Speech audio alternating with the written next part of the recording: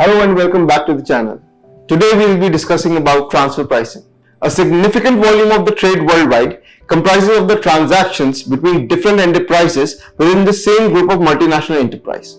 The transaction between the associated or the related enterprises may happen under different circumstances from those of taking place between the autonomous enterprises. Transfer pricing can be defined as the price payable on goods or services transfer between one economy unit to another economy unit, assuming both units are in different countries but belong to the same multinational company and firm. The term transfer pricing is used for intra-group transactions, cross-border transactions of intangible goods or services that include financial services. The arm's length pricing referred to as international. The arm's length pricing referred to as an international standard further compares the transfer price charged between the prices of independent entities and the prices of the associated entities. So what is the objective of transfer pricing provision? If we see in terms of India, there was a need for a detailed legislative framework which can help to move forward in a more fair, reasonable and equitable allocation of tax and profits in India. Section 92A to 92F of the Income Tax Act 1961 were implemented with effect from 2002 with rules from 10A to 10E. These provisions cover the meaning of associated enterprises and international transaction and simultaneously providing the methods of computing, documentation requirement and the arm's length price.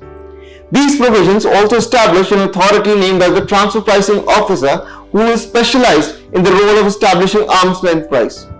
The intention behind this transfer pricing regulation was to avoid shifting of profits out of India by influencing the price charged in the international transactions, which leads to erosion of tax that is due to the country. Now let us discuss some international transactions that are governed by the rules of transfer pricing. These include trade of the finished goods, buying of raw material, buying of fixed assets, a purchase and sale of intangibles, compensation of the expense received paid, services which are IT enabled, support services, development of software services, service fees, management fees, loan paid or received, royalty fees, corporate guarantee fees, etc. Now the question arises, what is the importance of transfer pricing provision? For the purpose of effectively reporting and accounting, multinational companies have some level of discretion regarding how to distribute the expenses and profits to all the subsidiaries located in different nations.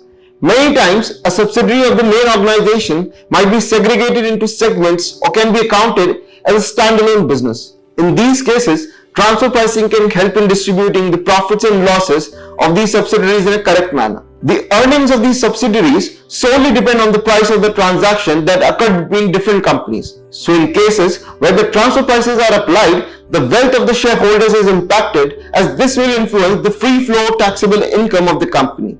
Now let's discuss some of the essentials of transfer pricing. Associated enterprises under transfer pricing.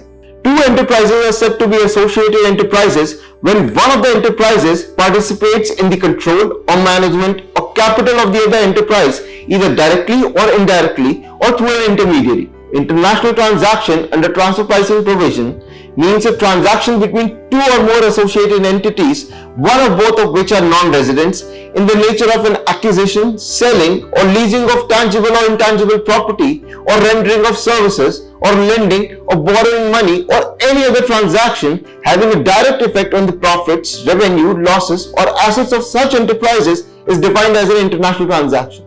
Arm's length method under transfer pricing provision.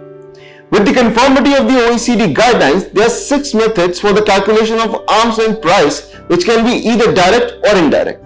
The direct methods comprise of comparable and controlled price method, the resale price method and the cost plus method. On the other hand, indirect methods comprise of profit split method, transactional net margin method or any other method prescribed by the board. For more of such content, please like, share and subscribe to this channel.